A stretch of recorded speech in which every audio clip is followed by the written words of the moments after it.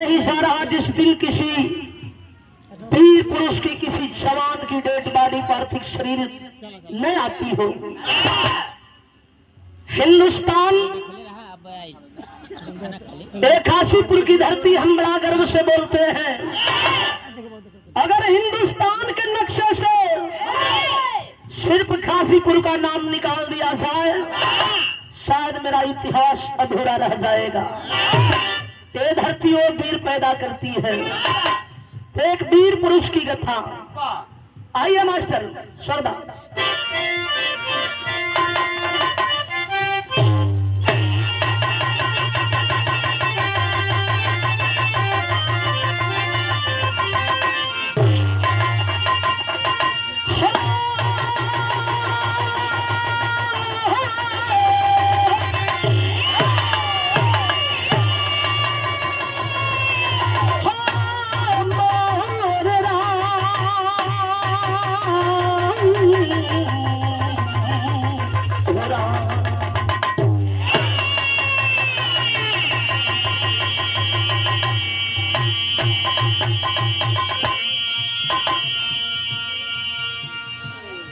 भूमिका के अंदर भाव दिया गया।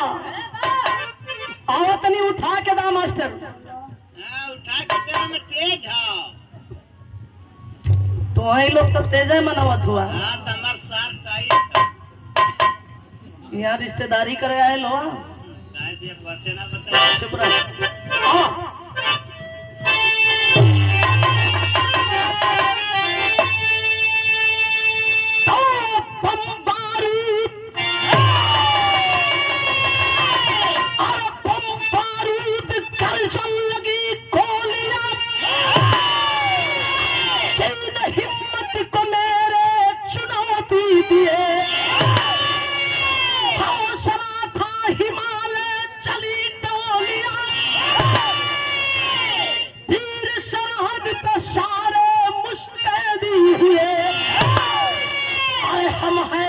ये वतन है हमारा, मातृभूमि की रक्षा शपथ है हमारी।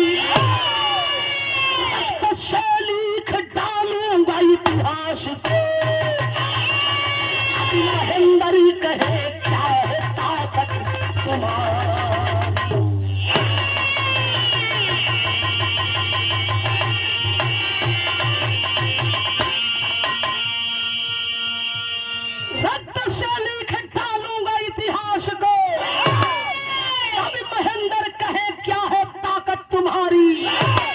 एक लाइन गजल का संकेत है बाबू।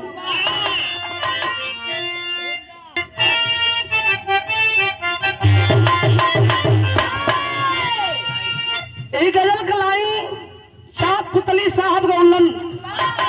चाँद पुतली ये दोनों भाई रहला काशी बनारस के रहे वाला।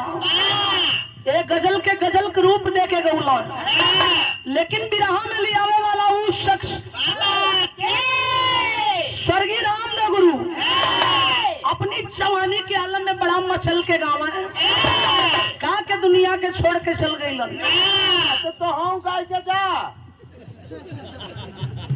ये ऊपर से करिया ना हाँ एक हाथ नीचे से हो। तू कैसे देखला? पोखरा में नहात रहा। पोखरा में नहात ला तो पंडुबी लेके हिलर ला टोत लखा ना पर रला भैया हो। इनकर कलर कायदे से इनकर चेहरा देख ला लो। तो भोजन छोड़ के हट जी बालू। ये इतना खूबसूरत पानी का हुआ है। इनके मालिक चुन के बनौले हुए। वो तवार के दिन बड़ा चुन के बनौले हुए। इनकर मुंह कायदे से देख ला भी अन्हार तन लाइट वाइट जलत हिय। बिहने लोग देखवा जजस तनी कड़ेर धूप होई। तो लाइट बढ़ैले। हाँ तब का बुझाला की अलकतरा मतीन चमके लगे। लेकिन अमान का जिंदगी कबो कबो बड़ा सासत में होले। कौनो कैसेट गा के गोविंद भैया मन छोड़ दिया जाला। कबो कर शूटिंग करावे के जब जरूरत हो जाले तो इनकर मेकअप करावे में आधा किलो पिसाब लगा काहे बदे? अरे इनकर हाई को गड्ढा मुद्दा बदे अरे भैया ई कह तू गाय के जा हमार गृहस्थी भी बड़ी कच्ची है। घरे चले कथई ऐसे खोल के बोली कि गाय के घरे चला आ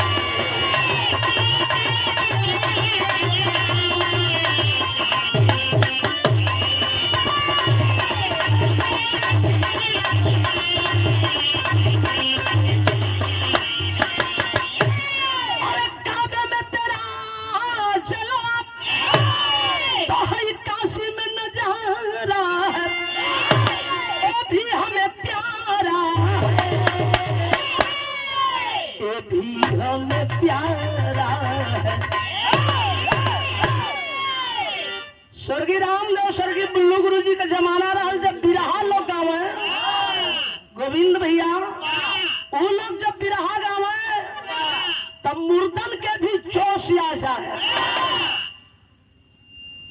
मुर्दा भी जोश में हो जाए लेके भागा लगा। हाँ इनकर बाबू भी भागा रहो कहत हुआ कि टिकठिए लेके भाग जाए लेकिन भाव है वीरों के प्रति कैसे और काम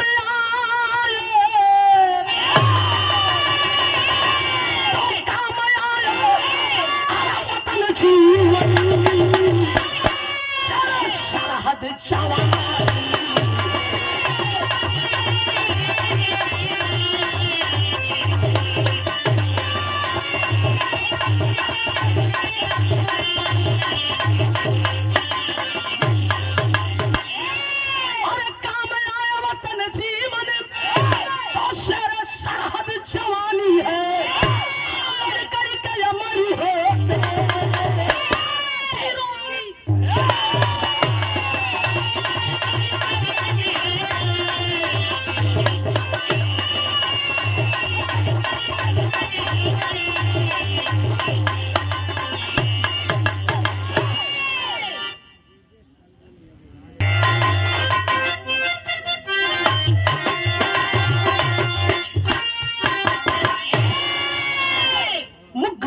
से लड़के गोरे लंदन का पता फहराया आ गया है समय अनोखा तब लंदन की धराया एक लाइन और गाँव है भारत को मिली आजादी खुशियों में जनता गाई हंस रहे थे दादा दादी ये अश्विन भरी हराई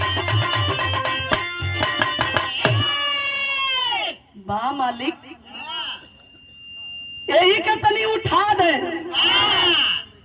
स्वर्गीय रामदेव गुरु को जब नंबर आवा ततनी सा उठा के गावे हाथ में करताल लेके कहा चाप दे कार मौके का बात नहीं है मास्टर वो कहा कैसे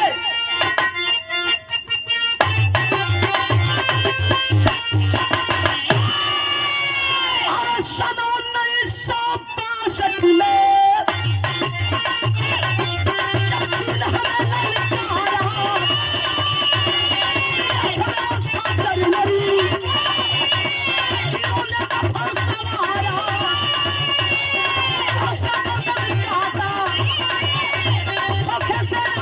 आया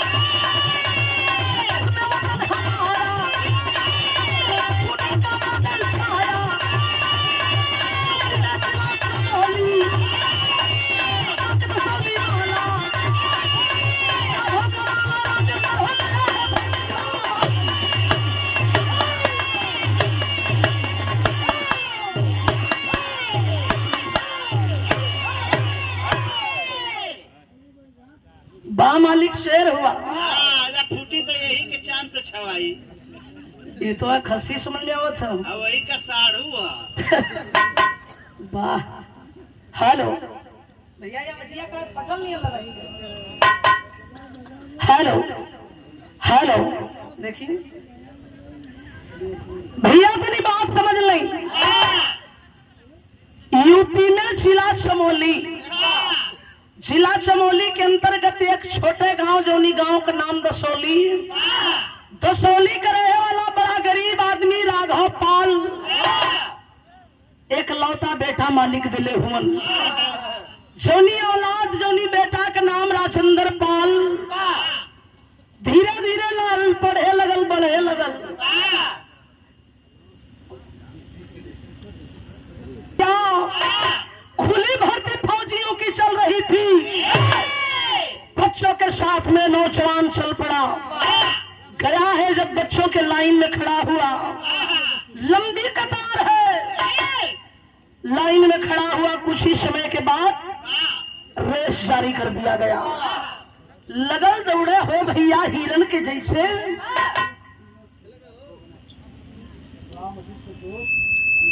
जितनी भी प्रक्रिया कराई गई सारे प्रक्रियाओं में एक नंबर पे आता रहा। कहने का मतलब फौज की उस भर्ती में बहाल हो गया। माई बाबू के खुशी का ठिकाना नहीं है।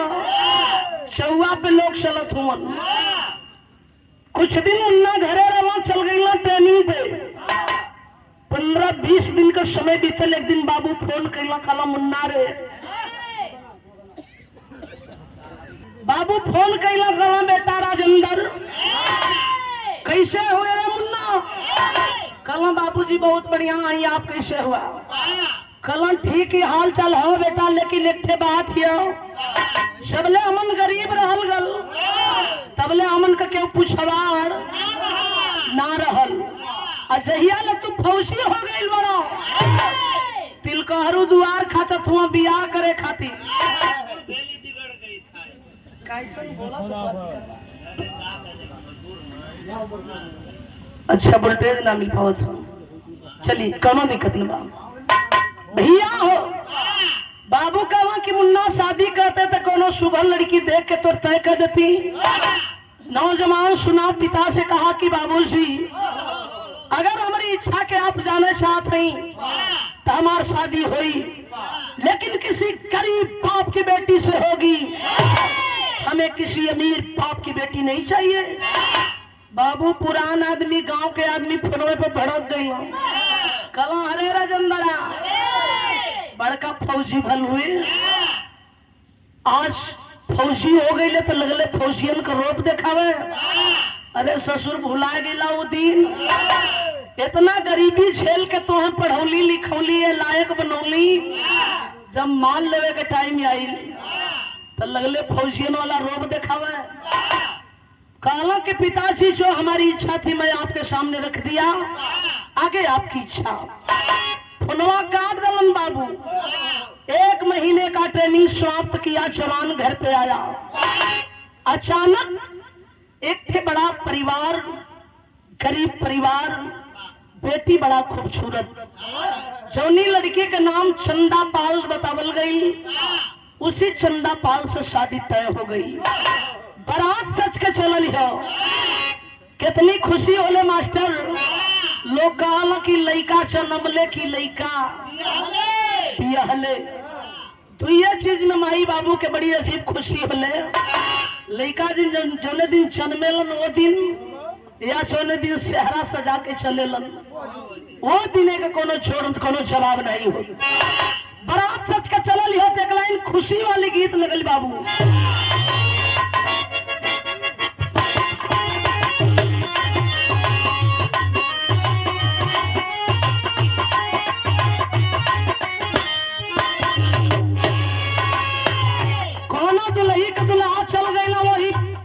पंजाब हरियाणा आवे के तैयार नहीं थी।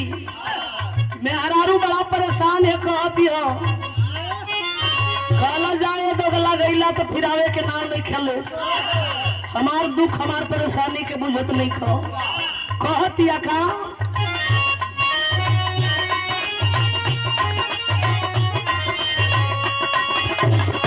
मन करे सिलावट पे लोढ़ा से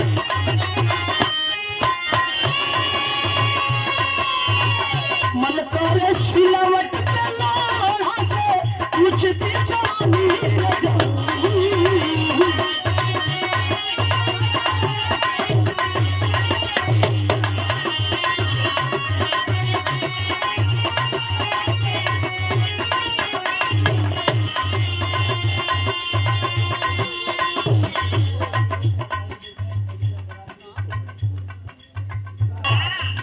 सुंदर पुरस्कार भैया दिलन हम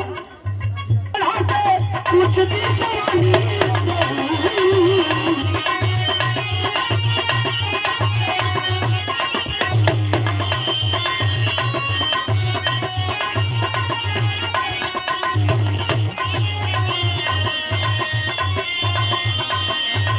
मन करे सिलावट पे लोढ़ा से उचती जवानी रगुआ अना समझ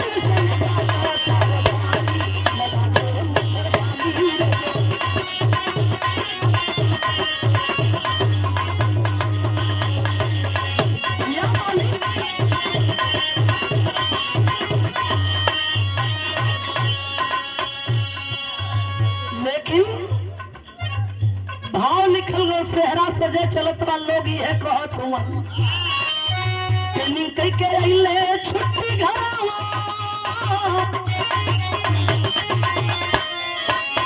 ट्रेनिंग कई के अइले छुट्टी घरवा घायल सही शहरवा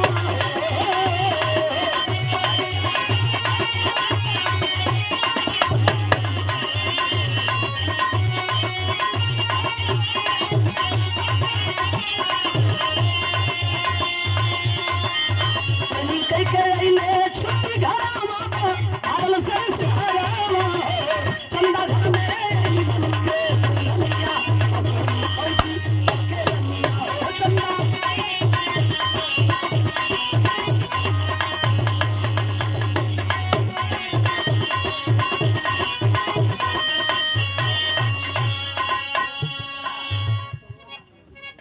शौरी की माटी से हृदय महान भाव बड़ा धूमधाम से भइल जिंदगी का बड़ा अनमोल रात लोग कहेला सुहाग रात सुहाग कक्ष में पति पत्नी के बीच वार्ता हो रहल बा उसी बीच में धोखा हो गई धोखा का भइल डोगरा रेजिमेंट में रहल सिपाही धोखा में छीन हमार करना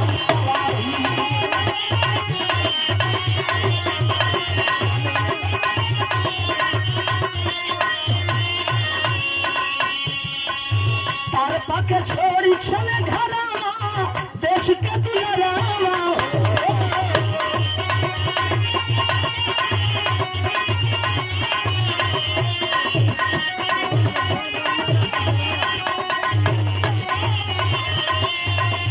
पाके छोड़ी चले घरवा देश के दुलरवा चंदा घर में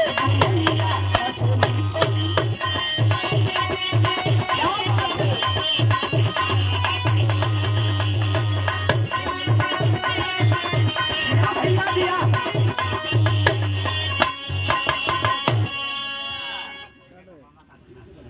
कक्ष में पति पत्नी के बीच वार्ता चलता अधेली राती में सरहद हिंद से तार आया तार का घंटी घनघनाई फौजी जवान दौड़ के तार के स्वीकार कैलन जब गंभीर आवाज सुना फौजी सैल्यूट दगाया जय हिंद सर जय हिंद बेटे शादी हो गई बेटे जी सर शादी हो गई बेटे एक बात ध्यान से सुनो छुट्टियां कैंसिल कर दो चले आओ सरहद हिंद की हिफाजत में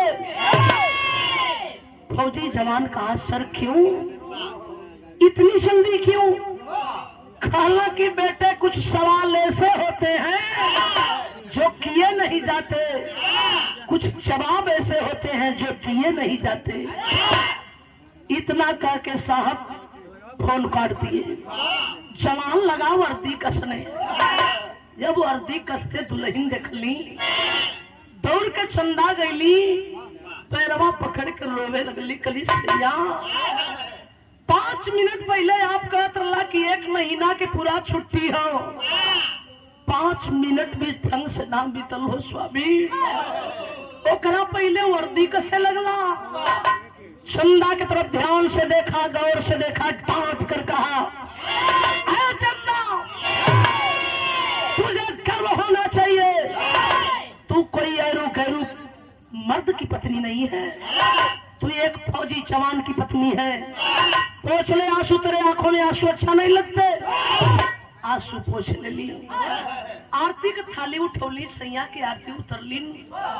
कली के जा राजा जा, जा सैया, हमार सरहद सलामत रही, जिंदगी जवानी बनल रही, मौज मस्ती ले लेके बड़ा मौका मिली। फौजी जवान जब पहरवा निकलना का सुबह होते होते रेजिमेंट में पहुंचा, जाकर साहब से सैल्यूट लगाया, जय हिंद सर, जय हिंद बेटे, आ गए बेटे। जी सर मैं आ गया, लेकिन जानना चाहता हूँ छुट्टियां कैंसिल क्यों कराई गई। कल बेटे छुट्टी कैंसिल कराने का मकसद था, तेरे जैसे बहादुरों की जरूरत है, लैस हो जा हथियारों से, लैस कर लो अपनी जवानों को। साहब का आदेश पोते ही लगा जवान गोली बम बारूदों से लैस होने। अपने लैस हुआ, अपनी जवानों को, साथियों को लैस किया। कहा सर बताइए हमें ड्यूटी देने जाना कहाँ है। साहब ड्यूटी का स्थान सुन के बतावत हो, यहाँ बुढ़ऊ वाली तर्जा मास्टर।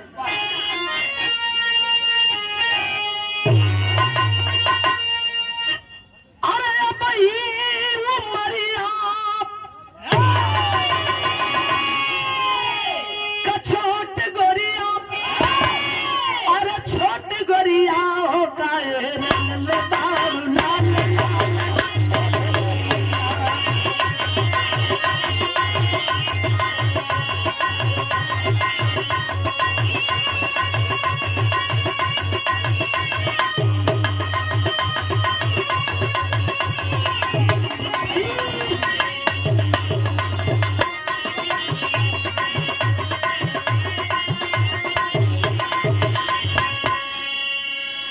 ₹50 के आशीर्वाद श्रद्धेय महान भाव राजकुमार दुल्हा। और तीन सेक्टर पे हमला बोली, और तब चीनी टोलिया, और चीनी टोलिया हो पापी सिमला पे सन सन चला।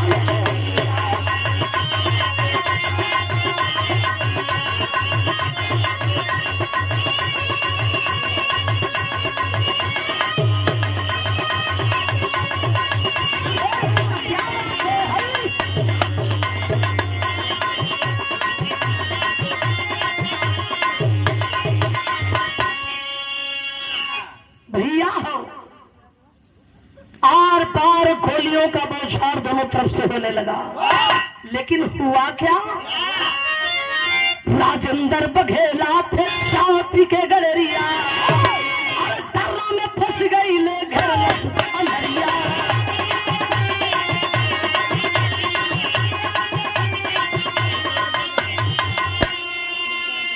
और तब लहरा के तिरंगा बोले, इनकलाबी बोलिया, इनकलाबी बोलिया हो पापी सिमर चला रे बोलिया। फायरिंग जारी हुई, लगा जवान मोर्चा संभालने, अपने साथियों को होशियार।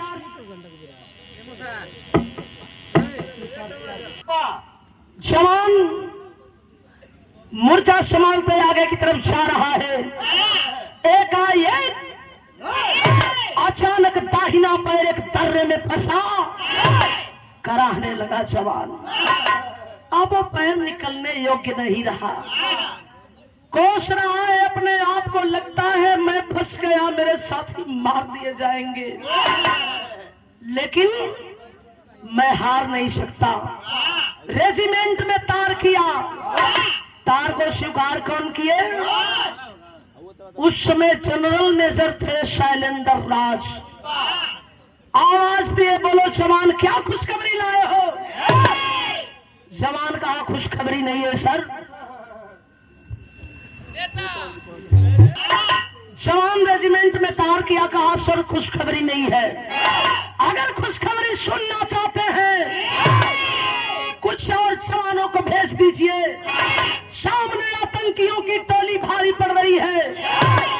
साहब बोला कि बेटा चिंता मत करो, जा रहे हैं जवान, तब तक मोर्चे पे डटे रहो। भैया हो कुछ और जवान आए, मोर्चा संभालने में कामयाब हुए। चीन के एक आतंकी भाग खड़े हुए, लेकिन भारतीय वापस लौट कर चल दिए। हालात का हो उधर दर्रे में करा रहा है, उस फौजी जवान की तरफ ध्यान किसी का नहीं पड़ा। सारे जवान जब लौटकर शिविर में आए तो अबाक हो गए कि अरे हम सारे भाई सारे साथी वापस लौटकर शिविर में आ गए। अफसोस मेरा भाई मेरा साथी राजेंद्र वापस लौटकर शिविर में नहीं आया। हम लोगों को पता लगानी चाहिए कहाँ है जवान, किस हालात में है। सारे जवान जब तक रेजिमेंट से सेक्टर नंबर 3 की तरफ जाएं, तब तक चीन के एक आतंकी की नजर उसी जवान पे गड़ी थी। जवान बेबस है, बेसहारा है, मौके का फायदा उठा लिया जाए। 2 जवान आए, उस दर्रे से निकाल करके ले जाकर चीन के कस्टडी में कैद कर दिए। इधर भारतीय जवान आते हैं, खोजे लगलन, लेकिन जवान की न लाश मिली, न वर्दी मिली, न टोपी मिली, ना ही हथियार मिला। अब आंख हो गए जवान, मेरे जवान को धरती निकल गई या आसमान निकल गया, मेरा जवान गया तो गया कहां? भैया हो यहाँ की बात यहाँ छोड़ दे। चीन के आतंकी एक योजना और बनोलन। का योजना बनाओ तुम? यहाँ एक लाइन गीत का संकेत है मास्टर।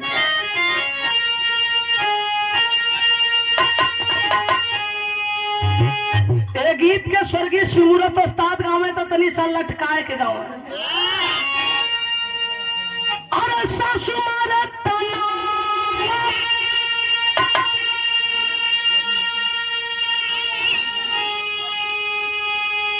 अरे सासु मारे तना,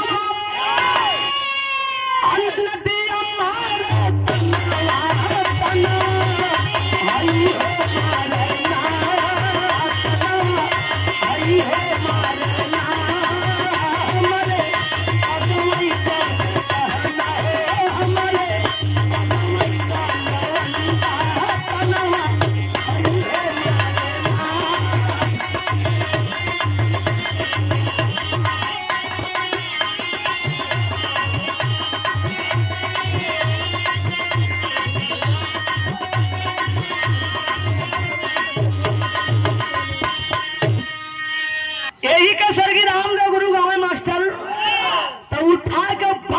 छोड़ दे। कैसे? सासु मारे तनवा, अन्न नदिया मारे तनवा, तनवा हई है तनवा, हई है हमारे याद करके तनवा हई है।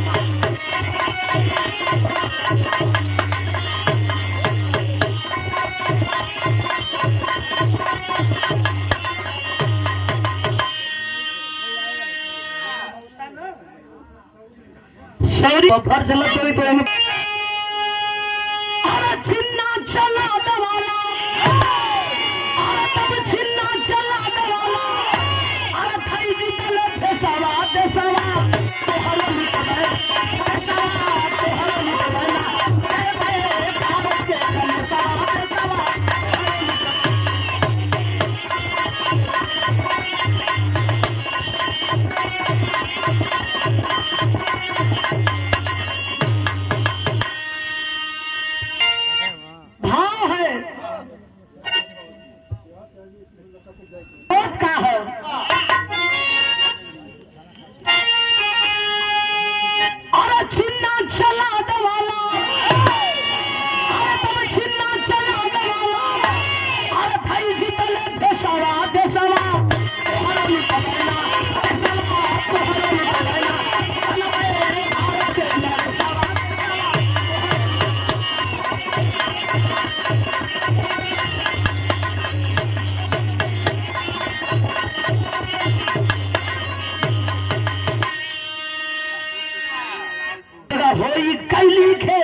बंदी, सथवा निभाया रूस काट के पाबंदी।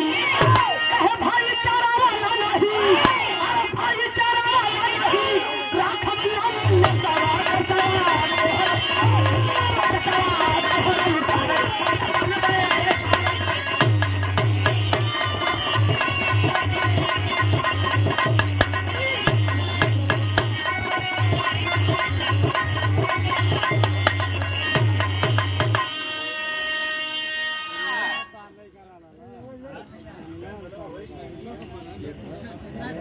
जयमलो हुई साहब के आतंकी योजना बनौलन, लेकिन भारतीय जवानों के कानों का खबर आई है। भौंका उठे जवान, ये के ऐलान कैलन हा। कौन ऐलान, कैसन ऐलान, बिरहा से निभा हो। अरे चुनौती ना सहाई हमसे, अरे राम चुनौती ना सहाई हमसे। 16 शेर समर में कस के चले।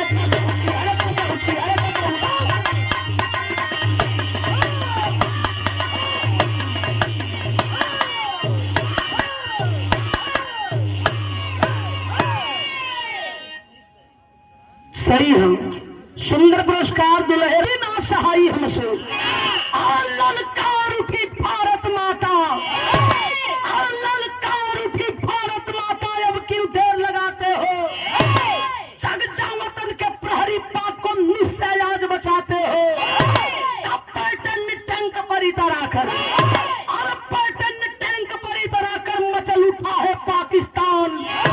ध्वस्त किया है हमीद हंसकर, बोला जय जय हिंदुस्तान।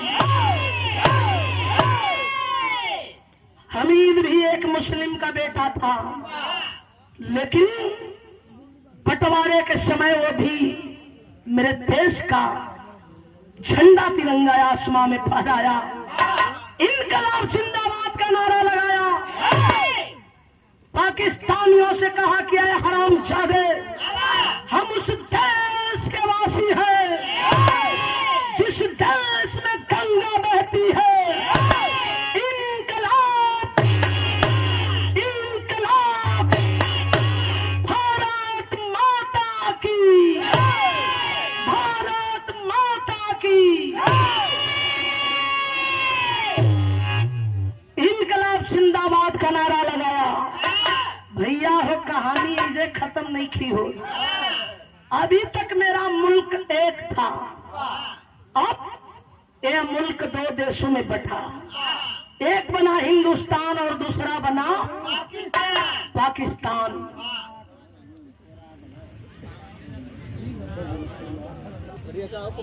मंत्री रहे उस वक्त लौह पुरुष सरदार वल्लभ भाई पटेल। ये खुशी कहाँ मनावत हूँ, विदेशिया भाव हो।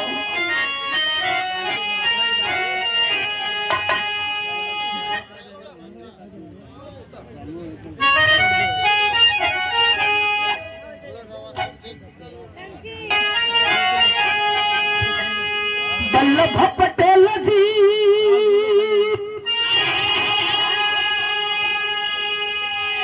ए भैया लाहौर पहुंची गई,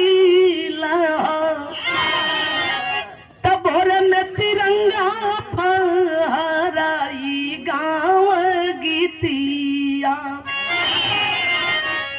कहे हारा पाकिस्तान कुछ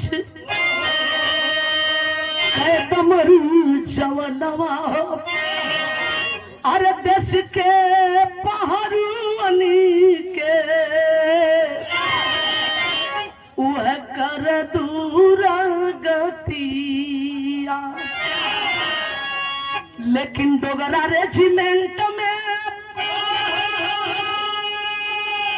ए भैया राजेंद्र पाल रहा अगर जन्मल लाल खुशी भैलिया वरतिया। विराज सुने वाले बाबू चचा लोग, राजेंद्र पाल डोगरा रेजिमेंट के सिपाही थे। कैद कैल गल भारतीय जवान हमारे पता लगा रहे हैं, लेकिन अभी तक कोई पता ठिकाना ना चलल।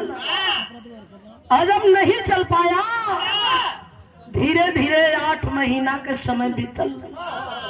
जौन चंदा 2 घंटा 4 घंटा अपने पति के संगे बितौलस, 8 महीना हो गल न सैया से बात भइल, न कोनो चिट्ठी आई न कोनो फोन आई।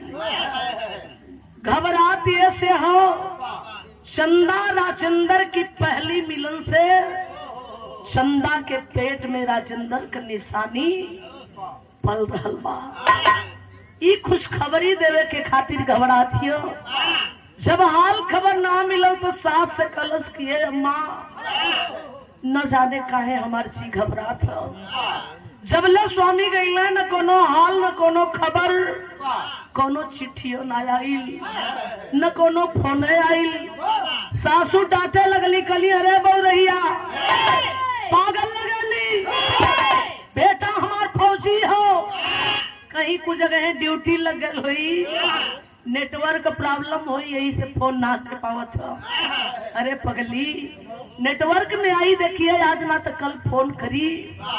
धीरे धीरे जब सास दाब देली, तनी दबेर देली, तो 1 महीना का समय और बितौली। कहले के मतलब 9 महीना कुछ दिन बीतल। चंदा एक होनहार लड़के का जन्म देती है। जब लड़का भइल तो गांव घर टोला मोहल्ला के लोग सब खुशी मनावत हो। धीरे धीरे बड़ी धूमधाम से बीतल। 6 महीना का लड़का भइल बा। लड़का का नाम का हो रणजीत पाल। जब 6 महीना का भइल, एकाएक एक दिन एक खबर मिलल। खबर का मिलल, राजेंद्र पाल देश के लिए शहीद हो गया। जब कोनो हाल खबर भारतीय जवानन के नाम मिलल, तो मजबूरन भारत देश से शहीद घोषित कर दिया गया। ये खबरिया जंगल में आग लगी जैसे, गांव के चर्रे में ये खबर आई, जे सुने चाह दहल जाए।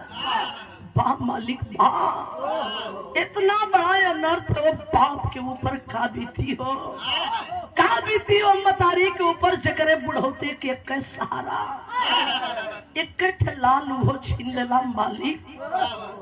लोग से जहां बास सब काट हो जाला।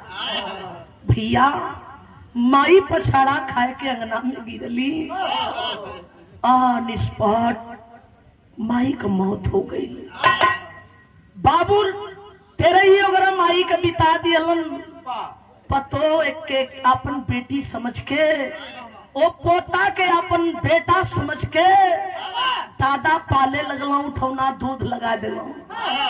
धीरे धीरे पले लगल, बढ़े लगल। हाई स्कूल पास किया, इंटर पास किया। जब बीए पास कैलस तो करा पहले दादा का करे, 3 बजे भोर 3:30 बजे भोर के उठा दे, लगन दौड़ावे, मेहनत करावे, रियाज मरावे। शरीर तो वो बुलंद भइल कि देखा लोग तो कहे कि वाह मालिक, राजेंद्र चल गईला लेकिन अपन निशानी छोड़ गईला। भैया हो जब बीए पास किया तो भर्ती फौजियों की चल रही थी। दादा की इच्छा रहल हमार पोता अपने बाप का अधूरा काम पूरा करी। उनकर यह इच्छा रहल कि बेटा तो चल गल लेकिन पोता के हम फौजी बनाई, दुनिया वालन के दिखाई। आखिर वो दिन सामने आ गई। फौज की भर्ती चल रही थी। दादा सा की याद तो माई ना जाना थी, लैकन के संगे धीरे से निकल ले, तोरे मतारी के हम संभाल ले। लैकन के संगे में चल गई। मतरिया के से संहारे के कहला कि मतरिया फौजियन के देख के बड़ा चरे, सुखे गरियावे, ओके बड़ा टेंशन हो जाए फौजियन के देख के। लेकिन माई के चोरी फौज के जवान बनने चला है। फील्ड में गया, बच्चन में लाइन लगौलस। साहब भी देखे तो कहे कि पाव मालिक गजबे लड़का के बनौले हुवन। भैया हो लगल दौड़े तो बाप के जैसे हिरन नियर दौड़े, लगल रियाज मारे। कहने का मतलब फौज की भर्ती में बहाल हो गया। बहाल हो गई, घरे आई तो माई के देखो, माई के बतौलस ना, माई के भुलवा गई। ये तो कौने दिन पोल खुलल, ट्रेनिंग बिता लेलस। मुन्ना की पहली पोस्टिंग हुई कहाँ? इसी बाघा बॉर्डर पे। चला है जब वर्दी कसलस, टोपी लेके हथवा में, माई के समनवा आई, माई के चढ़ के आशीर्वाद लेवे। जब वर्दियन का फौजियन का वर्दी देख ले भैया, माई डांट दलस कलस की ना मुन्ना ना रे बेटा, ई वर्दी हमार दुश्मन हो। एक हरगिस्तन बदन पे मत लगाई है, फाड़ दे वर्दी के, फेंक दे वर्दी के। मुन्ना पकड़ के जब वर्दिया झूल गई तो लगल हंस है। खलस की माई वाकई तू पागल लगेली कारे पगली, तू का बुझत है कि बाबू वाली वर्दी हो? देखा बुलवावत हो, कहा था तू बुझत है कि बाबू वाली वर्दी है? बाबू वाली वर्दी ना हरे पगली। हाँ हम सिपाही हई, लेकिन काहे कहीं हो जान ले, हम एगो थाने का सिपाही हई, हम फौज का जवान ना हई। जवान वर्दी पहनले से तू इनकार करत है। हमें गोली चलावे के ना बा, हमें गांव जवार में रहे के बा। बहका दलस तो माई कलस की बसवारे झूठ ना बोलत हुए। कहो कि तोरे खून में, तोरे दूध पे अब वही भी भरोसा ना है, मतारी के भरोसा हो गई। आशीर्वाद अली की जा बेटा पग पीछे मत हटिया। चला है जवान तो बिरहा के आखिरी गीत चौलरिया का भाव हो।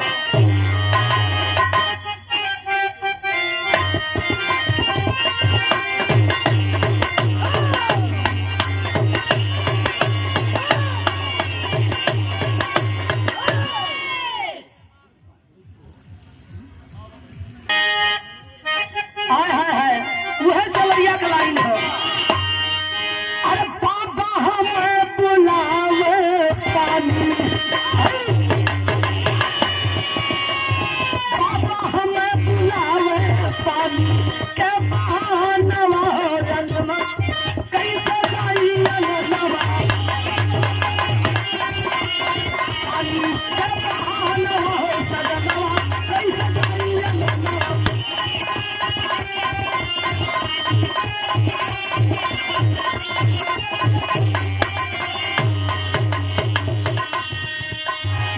पुरनिया लोग गावे, बाबा हमें बुलावे पानी के बहनवा हो सजनवा कैसे जाई दलनवाना। लेकिन भाव कितनी शुभर हो। काली ठोक के घर जाए माई, काली ठोक के घर जाए माई, दलनवा हो चरणवा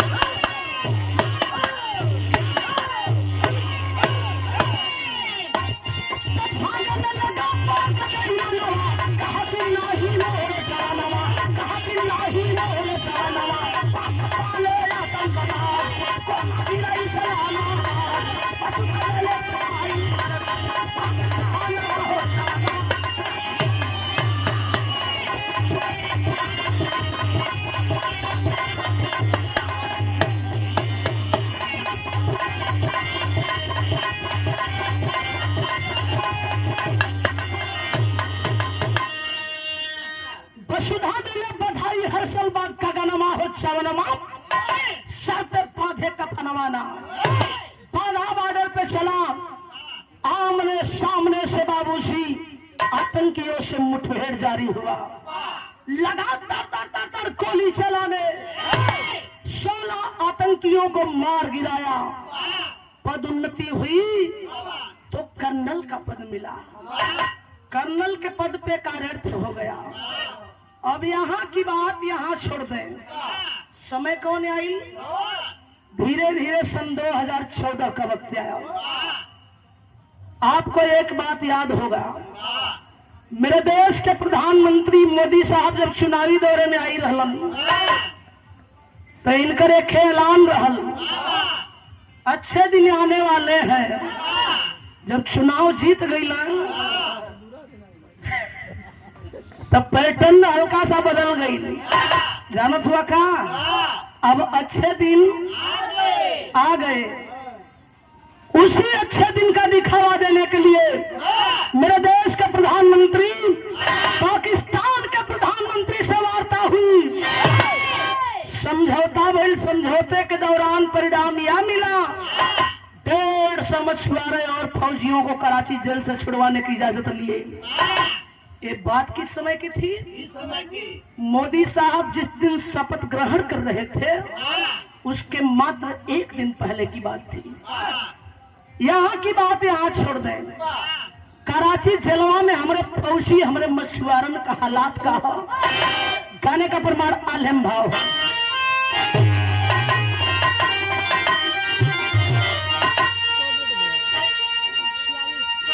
अरे अखियां निकाल काटे यह हाथ पौआ के,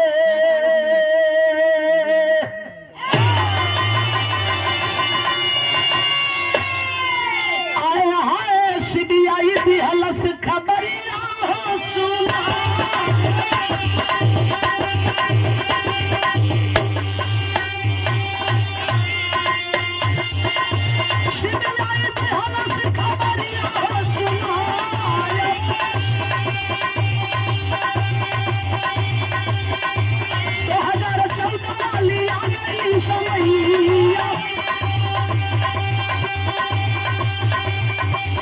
मोदी प्रधानमंत्री भाई ले गई हो सुनाया। शपथ ग्रहण से पहले शुभ दिन भैया 150 मछुआरों के दिल छोड़वाया। अरे कर्नल बाबा जी का पाखा पाने पड़ रहा है। अरे बिना बहिया के बिना आदमी दिखाया। चनवा में अंधारे का नाम लगा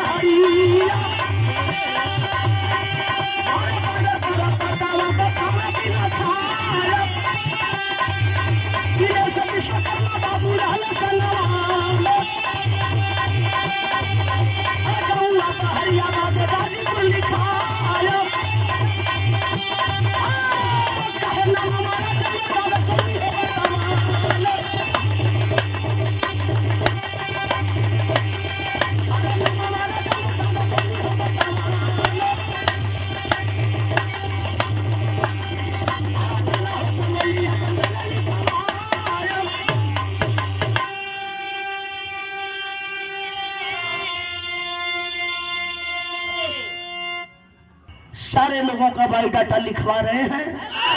कौन फौजी है, कौन मछुआरा है, कौन किस जिले से है। बायोडाटा सारे लोगों का लिखते लिखते कर्नल साहब की नजर पड़ी पाकिस्तान के उस मुल्क पे।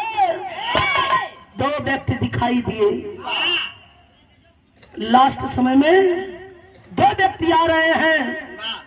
एक व्यक्ति आया धीरे धीरे, आते आते भैया हो देखते विचार करते कर्नल को, तब तक दोनों व्यक्ति पाकिस्तान का मुल्क क्रॉस कर गए।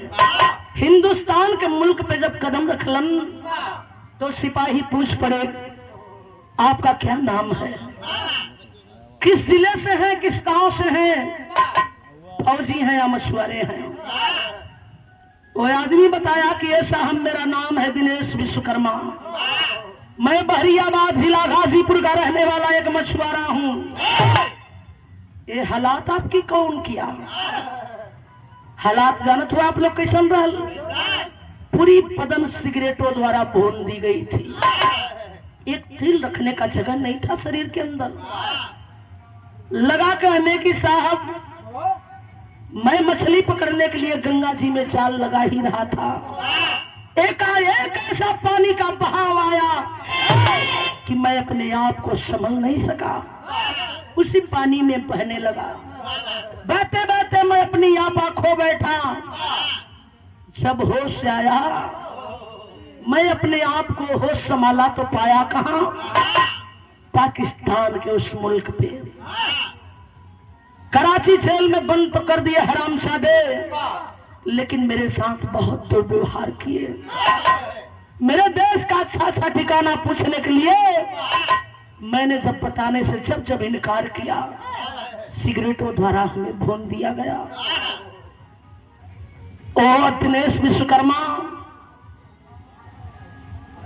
बहरियाबाद मार्केट में जाएंगे तो आज भी मिलेगा, लेकिन एक पागल के रूप में।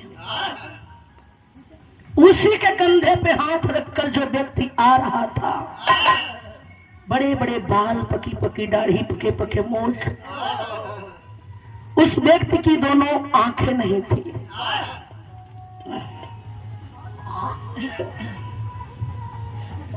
कर्नल साहब बगल में चेयर पे बैठे हैं। सिपाही पूछ पड़ा कि बाबा आप कौन हैं?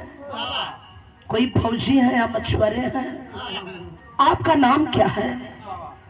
वो व्यक्ति बताया कि ये साहब मेरा नाम जानना चाहते हैं, मेरा नाम है राजेंद्र पाल, मैं जिला चमोली गांव दसोली का रहने वाला हूं। मैं सन 62 का एक फौजी था साहब। कल आखिर आप सन 62 के फौजी थे, फिर कराची जेल में कैसे चले गए? लगलो बतावे कल कि ये साहब मेरा देश बट रहा था, बंटवारे के समय मुझे मौका मिला, मैं चीन के कस्टडी से भाग निकला। अपनी आप को बचाने के लिए मैं भागते भागते पाकिस्तान के मुल्क पे चला गया। मुझे यह पता नहीं था कि कहां से मेरा हिंदुस्तान का बॉर्डर है और कहां से पाकिस्तान का बॉर्डर है। जब हिंदुस्तानी फौजी यह वर्दी में देखते हैं पाकिस्तान के फौजी, मुझे चकर लिए, कराची जेल में कैद कर दिए। इतनी बात जब कर्नल साहब सुने, उछल गए कुर्सी से नीचे। ऐला कहला कि बाबा अगर आप जिला चमोली गांव दसोली के रहने वाले हैं तो एक बात बताइएगा, आपके पिता का नाम कहीं राघव पाल तो नहीं था? कहला कि हाँ साहब, मेरे पिताजी का यही नाम था, लेकिन आपको कैसे पता कि मेरे पिता का नाम राघव पाल है? कलम बाबा एक बात सत्य बताएंगे, आपके धर्म पत्नी का नाम कहीं चंदा पाल तो नहीं था? कर्नल साहब के आवाज जब सुने, वो फौजी सिपाही आभाग सा हो गया। अंधा था जरूर, लेकिन कहा कि साहब मुझे चिंता इस बात से है कि आप मेरे पिता का नाम, मेरे धर्म पत्नी का नाम कैसे आप जानते हैं? आखिर आप हैं कौन? दौड़ के खदमत साहब गले से लगा ले लन, कहला कि ये बाबू जेके हम बाबा समझ के बाबा बोलवली, शायद वही पगली चंदा के घोट कर हम एक लौता दुलारा है। हमें आपके फुलवारी का फूल नहीं बाबू, हमारा नाम रणजीत पाल हो।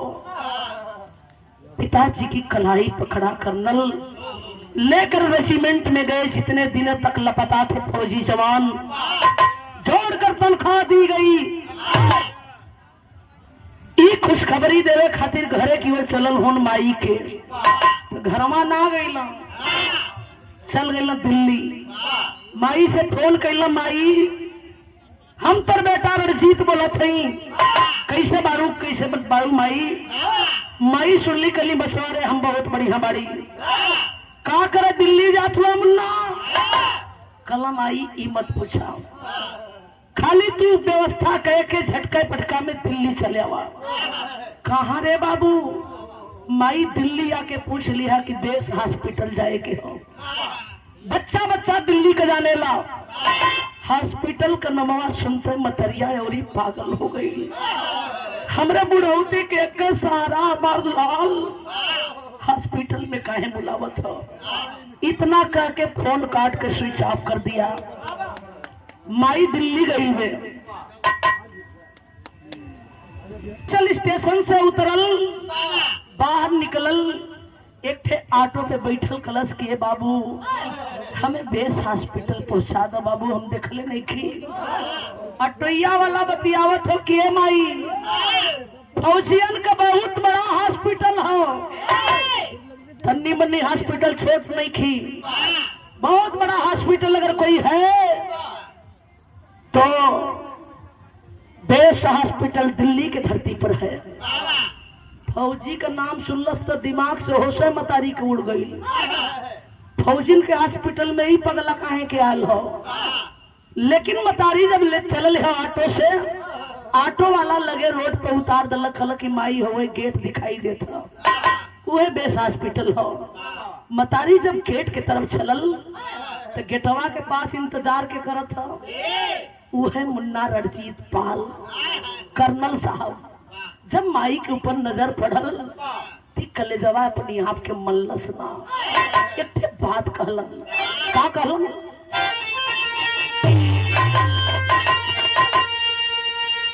और बड़ी दुख से पोसा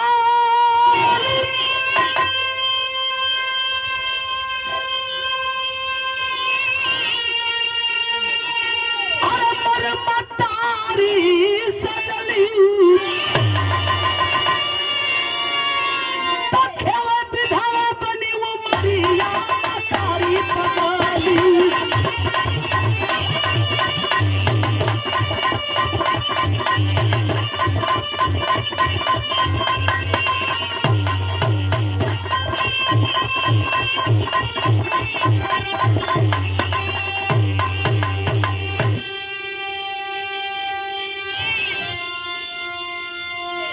चंदा खेत के पास जाके देखलस मुन्ना के कलश करे पगला। ई हॉस्पिटल में तू कहा करे आइल हुए? तू तो स्वच्छ ठीक ठाक लगत बारे तो हमें काहे दौड़ू ले? तोर मजाक कैले के आदत छुटल ना, काम मिलेगा तो के हमें परेशान करके रे पगला। बेटवा हंसे लगल। कर्नल साहब कहला कि माई हमें देख के बड़ा धधा गईलू। कलैया पकड़ के बाबू के गेटवा के पीछवा से खींच दिलन। कलम आई तनी न हो के देखा तनी पहचाना। मतारी के चेहरा पे जब नजर पड़ल,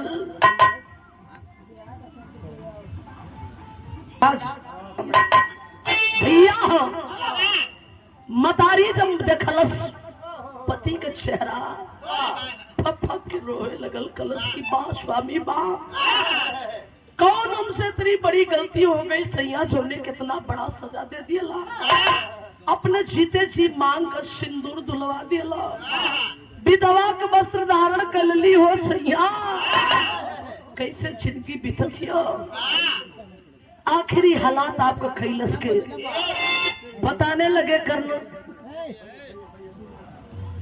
कर्नल साहब के पिता फौजी साहब बताने लगे, खरे पगली चंदा जानना चाहती है कलेजे में हिम्मत तो सुन। मैं जब तक कराची चीन के कस्टडी में था मेरा बाल बाका नहीं हुआ था। मैं जब से कराची जेल में गया हूँ, हराम चादे इतना बड़ा दुर्व्यवहार मेरे साथ किए, खौलता पानी मेरे बदनों पे डलवाए, जख्मों पे नमक छिड़कवाए। जब मेरे देश का ठिकाना पूछते थे, मैं अच्छा ठिकानों का पता बताने से इनकार किया। 4 दिन पहले की बात है, जब मैंने नहीं बताया चंदा, तो हरामजादे सुजा लाल करके दोनों आंखों में भोग कर हमारी दोनों आंखें निकाल लिए। मैं हर हस्र झेल लिया चंदा, लेकिन मेरी जुबान नहीं खुली। इस देश से इतना प्यार है पगली। चंदा हॉस्पिटल के अंदर बेटे की कलाई पकड़कर जाती है, बड़े डॉक्टर से बात करती है, अपनी पति के लिए पत्नी करती क्या है, यही बिरहा गजब हो गई। अरे सिंधुरा का सती चंदा देहली एक नया नवा खिलावा चंदर अपन लाल जहानावा।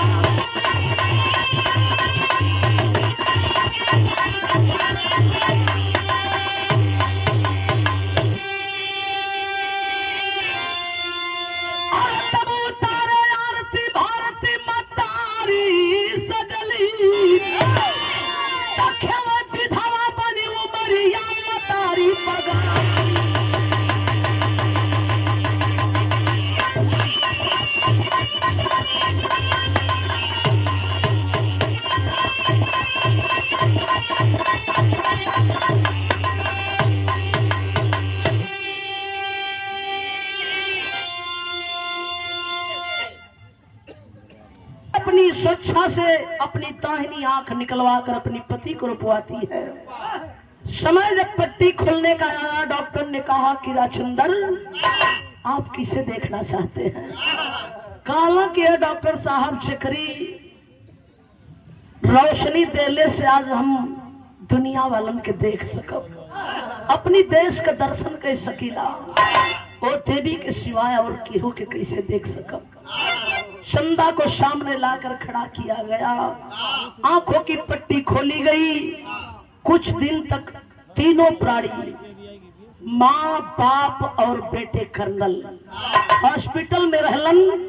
हॉस्पिटल से जब स्वच्छ हुए, छुट्टी मिली तो माँ पिता को लेकर कर्नल गांव दसोली जिला चमोली में गईलन। कुछ दिन तक माई बाबू का सेवा सम्मान कैला, पुनः अपनी ड्यूटी ज्वाइन कर लिए। भैया हो, ये कोई कापोल काल्पनिक बात नहीं है। मेरे घर में भी खुद ब खुद फौजी है जो अभी अभी कर्नल के पद से का रिटायर होकर के और घर पे आए हुए हैं। हमारे जेठ जी जो साथ में कदमों से कदम मिलाकर चलने का काम करते थे। विराम मेरा विराम की ओर चला। कैसे? गुरु बिहारी, गुरु गणेश, गुरु महेंद्र कवि के लीला और धवल चंद्रिका रामदेव का जोड़ कोई न मिला।